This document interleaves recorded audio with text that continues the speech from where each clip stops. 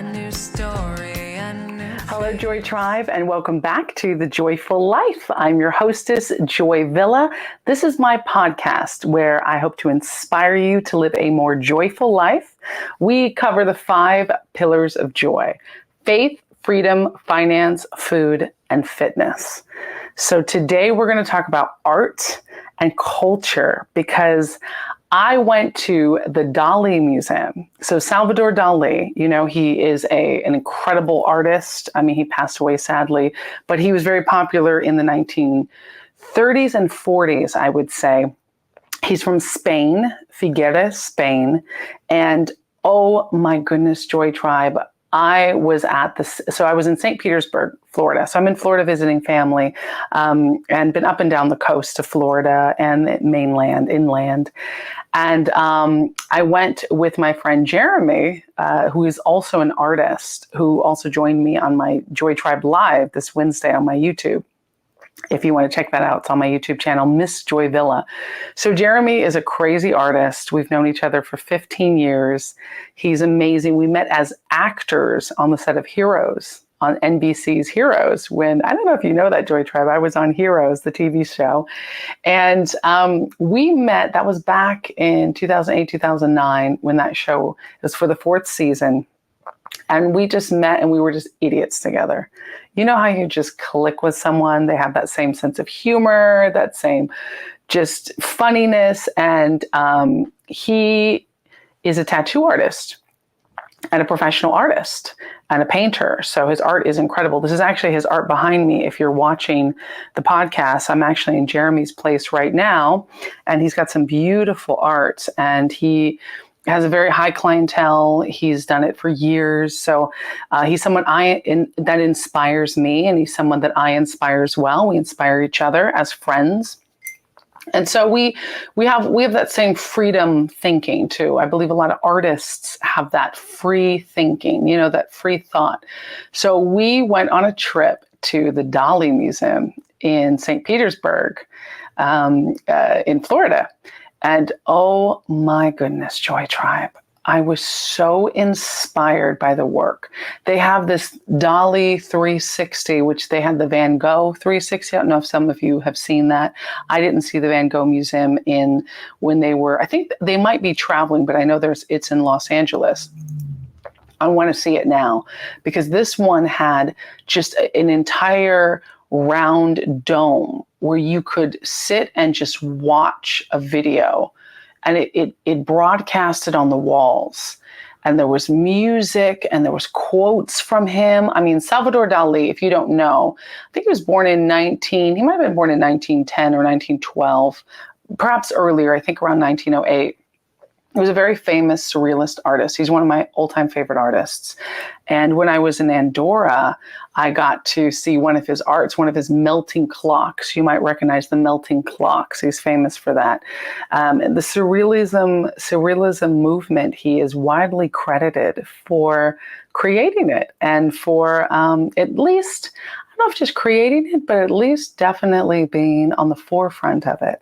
So he created some incredible works of art that are just magnanimous, just melting bodies, and they're a little bit gritty and they're a little bit sexual, very sensual though.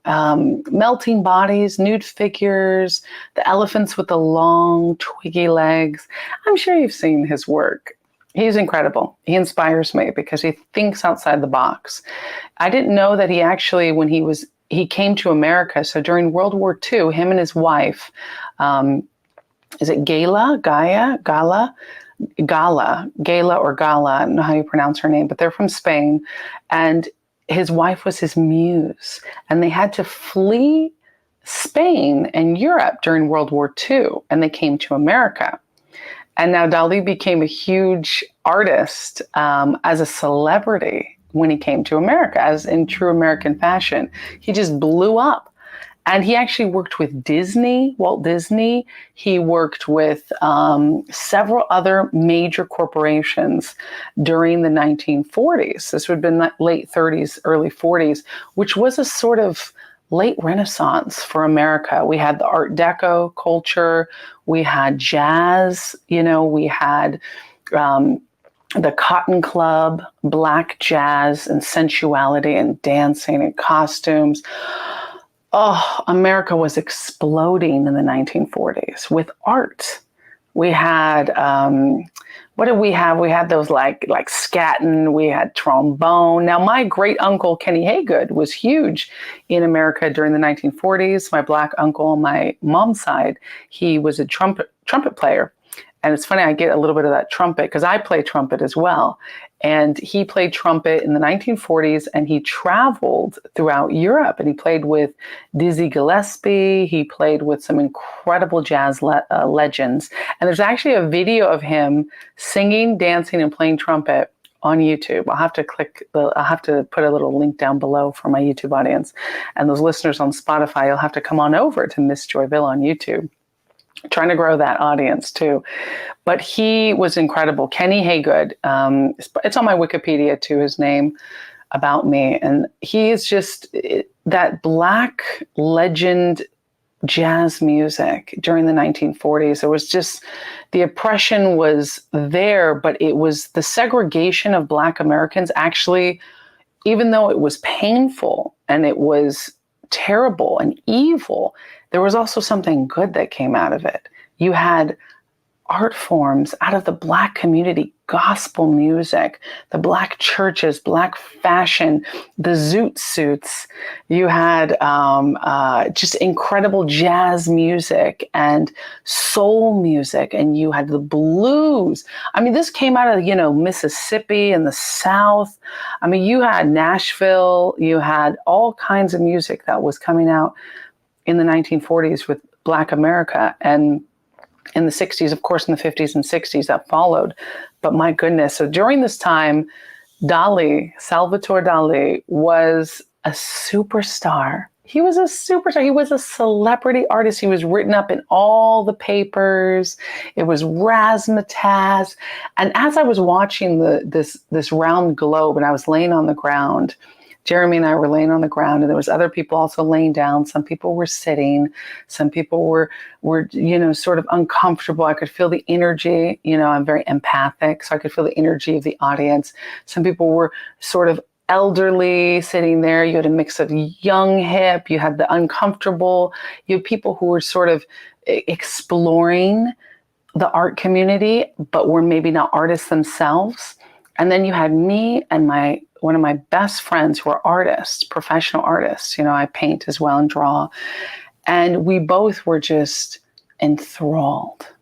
I have to tell you, Joy Tribe, I felt moved to tears to see this great man and all he accomplished and the most incredible things he created through his suffering. Many people said he had mental illness. We talk about that a lot on my podcast. My mother was an artist who suffered from mental illness. The line between genius and insanity often will play against each other. And if there's one thing I've learned in my years on this planet, it's that artists who judge themselves, artists who hold back, create less and fall into that insanity trap easier. If you're insane and you're creating with your insanity, it's okay. Let's talk about creation, art, and insanity. Can we talk about that, Joy Tribe? I just knew I wanted to talk about something spiritual and artistic. Now, the 5 pillars of joy are faith, freedom, finance, fitness, and food. So this can go under freedom, and I would say this is also under faith. Because I believe, and I know in the Bible says without faith works, without works, faith is dead. So I like to put a lot of the art, me creating a little bit about myself. I'll share a little more of my personal journey, but just creating as a whole it can become very convoluted for artists. And maybe some of you out there who are artists, who are creators, will understand this. You can become very tied up in what you want to do and what you know you should do. And instead of doing it, you can get caught up in the logistics. I know that's for me. I get caught up in the logistics. Like, should I do this? Can I do this? Will I be able to do this? And then I don't do it. Taylor Swift said something so genius. She said, it doesn't matter what you're going through, just create. Don't let anything stop you from creating your art. Okay, fine, you're going through something, use that in your art, but don't let it stop you. Don't let anything stop you from creating your art, Joy Tribe. That's what I second. I said, hallelujah, she's preaching.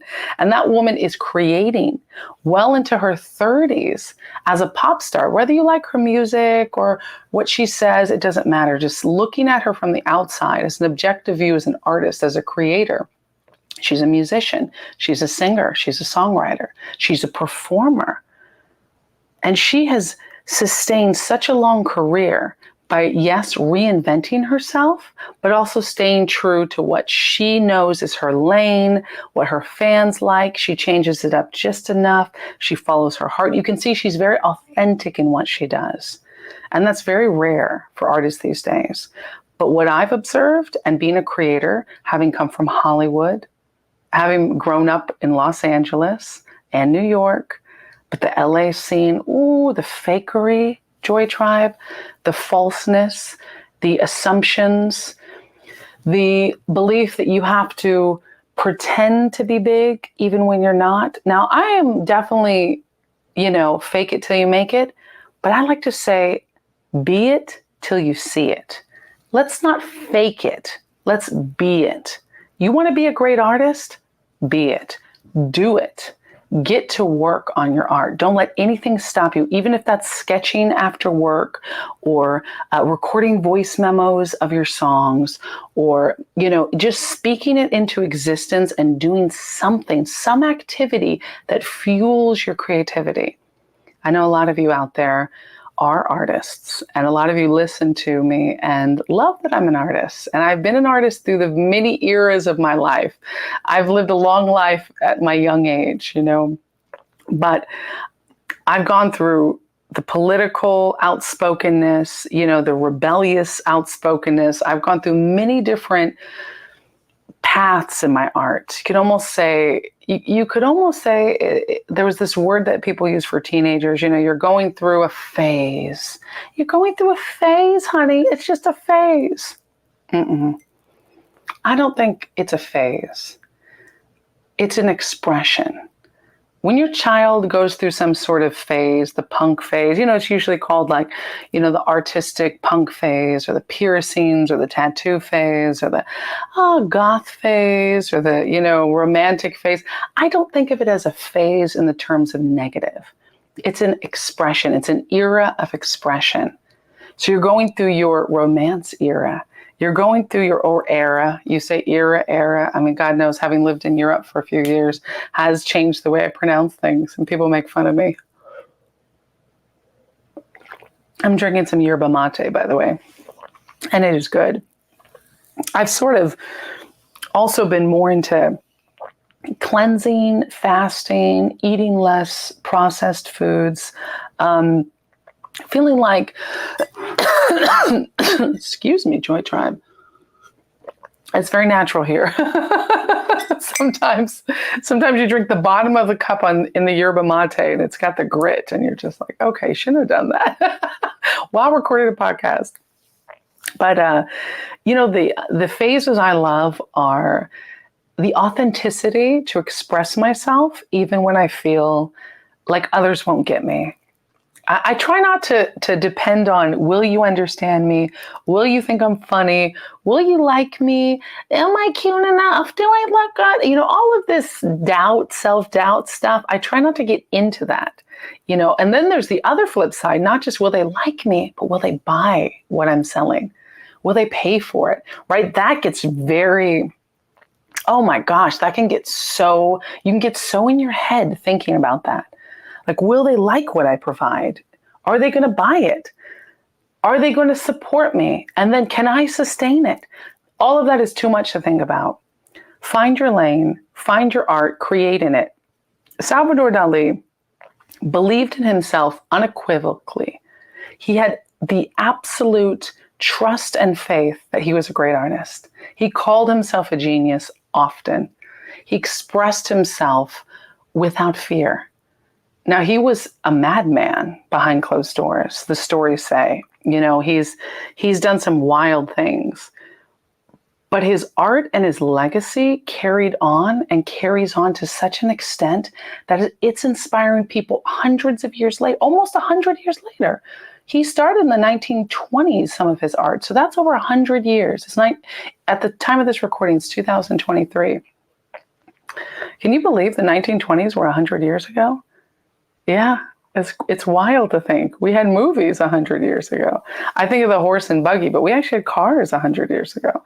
Imagine what your art, your poetry, your words, your voice, your essence, your body, your movements, your creations can inspire 100 years in the future.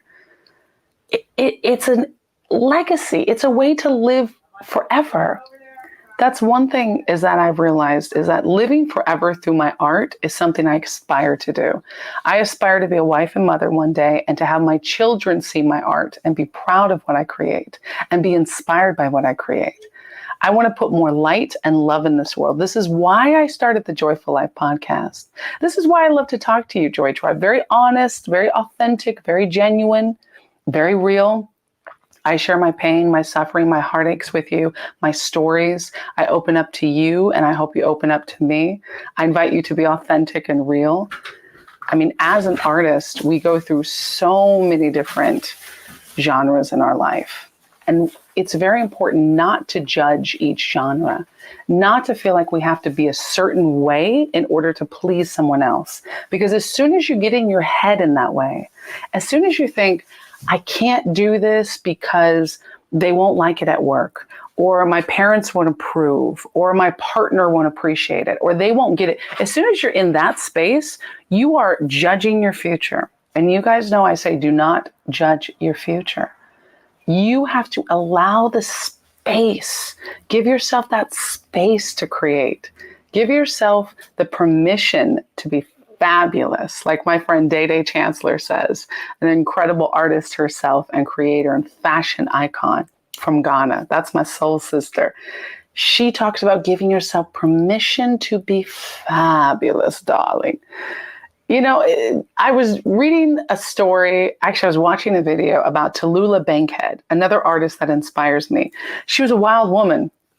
She suffered a hard life.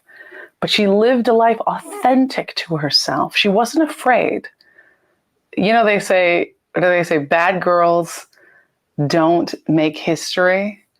Or good girls don't make history. Bad girls do. Something like that. And they say good girls go to heaven, bad girls go everywhere. Now, listen, I'm not saying be bad, but if someone has told you it's bad to create, then that's their problem, not yours. There is nothing wrong with creation. You have to be able to release and let yourself be who you were born to be. And if this is a sign, you were looking for a sign, you're listening to this podcast, this is your sign to create, to be everything you were created to be in this big, beautiful world. This world is your oyster. You can create whoever you want to be. You don't have to fake it until you make it. You be it till you see it. You unleash who you are. You be the person that you've always wanted to be, that you looked up to when you were a child. Why not that? Why can't that be you?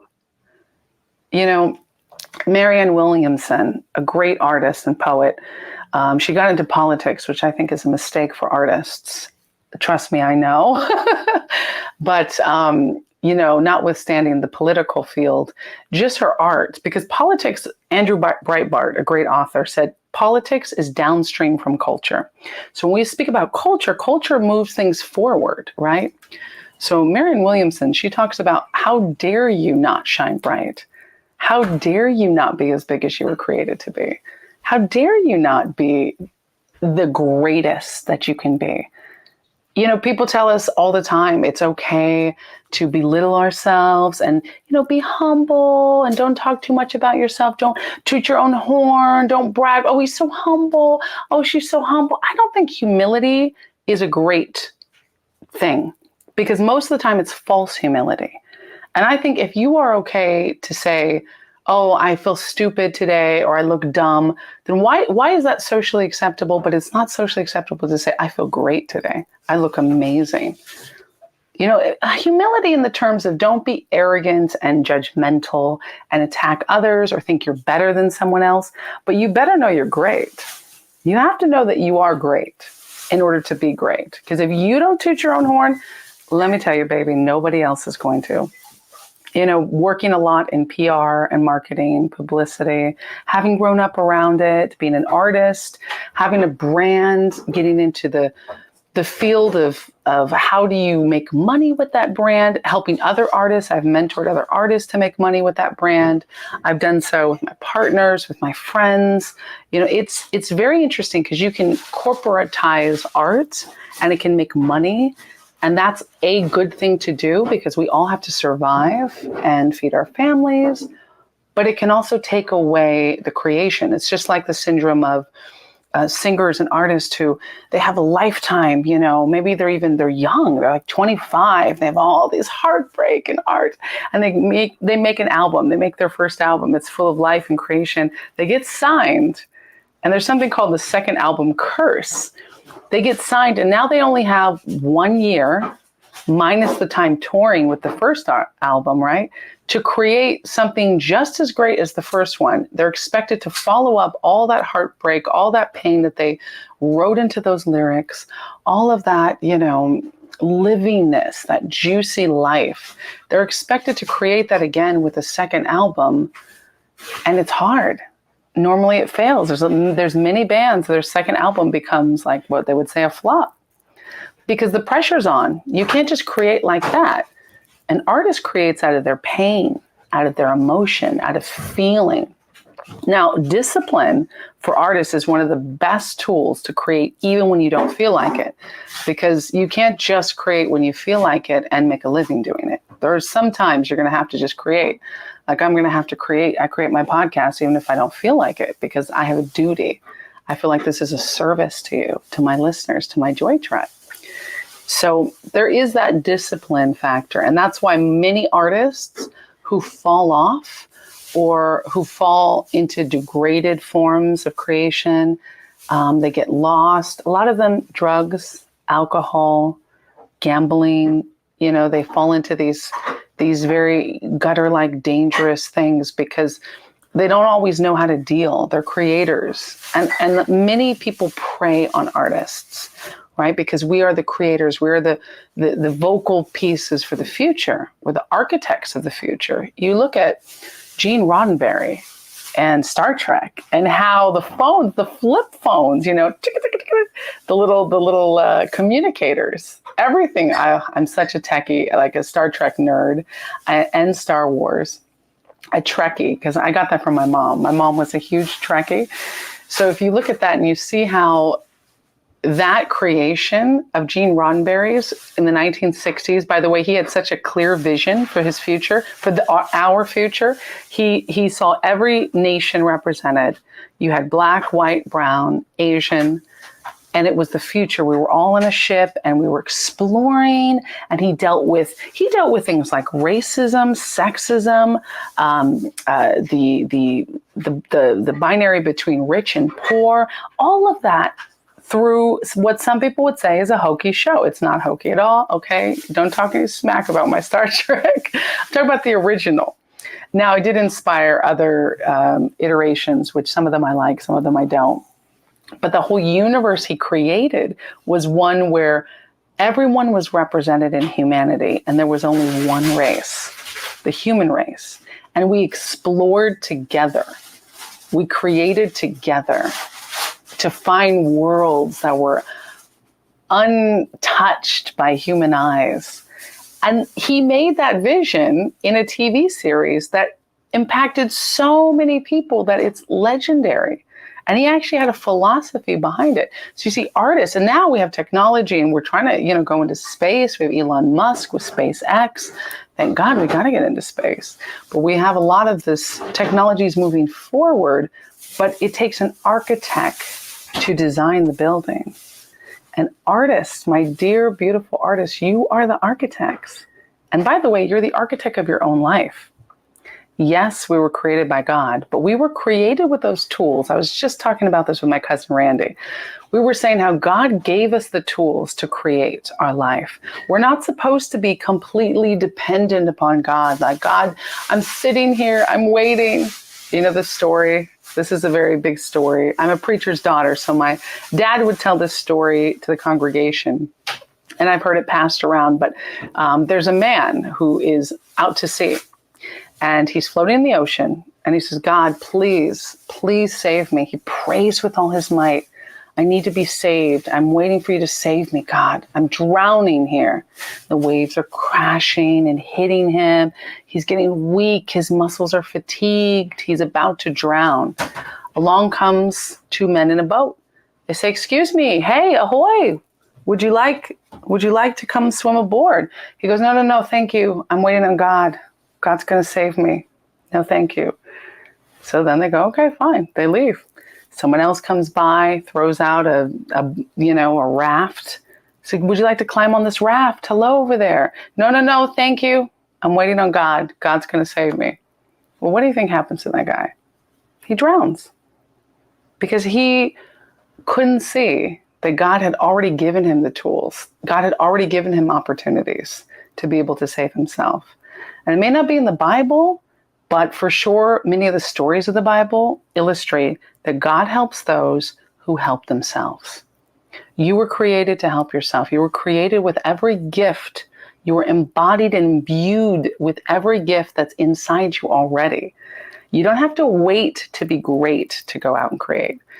Yeah, that rhymes. I should write a song about that. You don't have to wait to create, but you don't have to wait to be great to go out and create. There you go.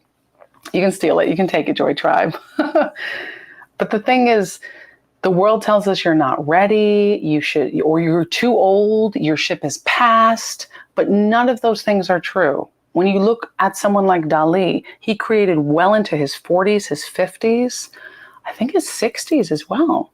He lived a very long, rich, full life. And he said, if I ever die, which I never will, people will remember Dali, and I will live forever through my art. He would speak about his death as if it was a fantasy because he knew how powerful he was. He knew that his art would reach beyond the grave, beyond his material body. You know, we can live many lives. I don't believe we just have one life to live. Oh, it's one life. The lie of one life gives you so much pressure. Once you're young and then you get old, it's gone forever. Oh no, I have only one life. Oh, it's too late. I can't have kids. Oh, it's too late. I didn't get married. Oh, it's too late. I didn't get the career. All of these lies of the material universe, all of these cultural lies that were set upon us are just that. They're lies. They're a construct. They're a consideration. If you pay it no mind, it won't affect you. You have got to grab your power. And if you are an artist listening to this, there's a reason you found my podcast today. There's a reason you have this message. And maybe you know another artist who needs to hear this, and you can spread this message along. You can share it with your friends and family. Because one of the things I love to do, one of the passions that's in my heart is inspiring other artists, letting other artists know that they are special and they are incredible. I tell you, I'm so lucky. I'm so blessed that my parents never wanted me to be a doctor, even though when I was young, I thought, oh, I could be a doctor because I was interested in anatomy. But they encouraged me to draw, to paint, to dance, to act, to sing. So I grew up doing all of that without any thought that I couldn't do it as a career. I said, well, of course I'm going to do this when I'm older. Why wouldn't I? Nobody told me, well, that's just a hobby. You have to stop that at a certain age. To be honest, I was quite a stubborn young girl, so I probably wouldn't have even listened to them. But the parents I have for sure inspired me. And my mom, having been a model, she traveled the world. She saw a lot of pain and suffering. You know, she suffered from mental illness, from schizophrenia. She was in and out of hospitals. She suffered being an artist. But she was an artist. That was her purest form of communication.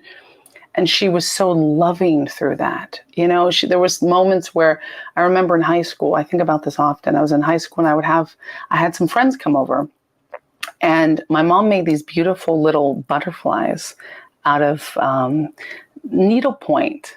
I think it was needlepoint, and it was like plastic. And then she would cut out the plastic, and they had it was a little grid. I don't see it very often now, but she would do this, not needlepoint, but it was another form of fiber arts. My mom was very crafty. She would do fiber art. So sewing, knitting, rug punching, anything like that. She got into weaving. She was very much into fibers and wool, and she was a master calligrapher. So she would create beautiful calligraphy, and then she would create the frames out of fibers around it. She would paint butterflies, and she would have Henry Thoreau quotes and biblical scriptures and positive, gorgeous work. My mom was such a fairy. She was just a fairy creating her kingdom, and a sensitive soul. So she created these little butterfly clips out of plastic, and then she would punch fiber through them, and they were gorgeous. And she glued them. I wish I still had these. Oh my goodness, Joy Tribe. They're so beautiful and so well crafted. And she would glue like a little clip. And much like I wear flowers in my hair, which is a bit of an homage to my mom and her femininity and her just queenliness, but she would put those clips in people's hair, in her hair. She would give them away. So I had friends come over, and my mom was having sort of an episode. She was suffering. She was going through something where now we're a lot more forgiving of people who can't socialize. But, this is over 15 years ago, and maybe 20 years ago. And it wasn't like this before. So she wasn't able to communicate, that she couldn't communicate with my friends. So instead she came out, she didn't say a word. She was so sweet and so broken, but so sweet. And she just presented the butterfly clips to my girlfriends, and they were blown away. I mean, we're like, I don't know, 14, 15. And she comes out and she brings gifts to express herself. And I wasn't embarrassed. I knew my mom. I love my mom. I accepted her in all her many different iterations and colors. I knew she was an artist. I knew her suffering and her deepest, darkest desires. And I knew how she always lifted up art and me as an artist. And she never made me feel like being an artist was something dirty or a second-class thing. Or some people I hear, they grew up and they were sort of degraded for being an artist, like get a real job kind of attitude. And I never had that. My father as well, he was like, you're a creator, you're an artist. And my mom, showing her art to the world, instead of being able to say something, showed her beautiful heart. It was her heart. So I always equated somebody's art with their heart. Their creation, what they show to the world, is just as important as what they say. So I want that story, hopefully, to encourage you, Joy Tribe, to know that whatever you have to create, whatever's inside of you, is important to get out. You must express that, because I even get stuck in that loop. I have so many stories. I write. I have so many things that I do, and I can get very overwhelmed. And then I go, okay, Joy, put into a plan, create it, release it, put it on your website. By the way, I have some new products on my website. You can go to joyvilla.com, check it out. I'm also getting back into doing my nutritional counseling, because some of you guys have been asking about that to help. So if you'd like some of that help, that's fitness, which is part of the 5 pillars of joy. Creation. If you just want to talk to me, you can book a 30-minute session just to talk to me. Tell me your dreams, your goals, see how I can help you. That's also on joyvilla.com. You can communicate with me. If you want some custom videos or anything, you want to ask me questions, you want to chat with me, I'm also on Cameo, which you can find me under Joy Villa. I like to be accessible to you guys, because this is a harmonious conversation. It's not just about me. I need this expression just as much as you need me to express. I do believe as artists, we have this mantle upon us, a spiritual mantle that we must communicate to others, or it drives us crazy. And you see many artists that self-destruct because they were supposed to put that out into their art. They were supposed to create something instead of implode. So don't implode, Joy Tribe. Go out there and create. Go out there and be the magical, wonderful beings that you are. You were created to do amazing things. That is part of the joyful life. If you're suffering right now, write it down, put it into a song or a painting or a poem or a rap or a dance or an outfit. Get out there, design, create something, and then you're going to have to show it to someone. But first, get it out of your head and onto paper or somewhere so that you at least have it in physical form. Extremely important. All right, Joy Tribe, this has been another episode of my podcast, The Joyful Life. I appreciate you. Thank you for joining me, and I will see you in the next episode. Bye.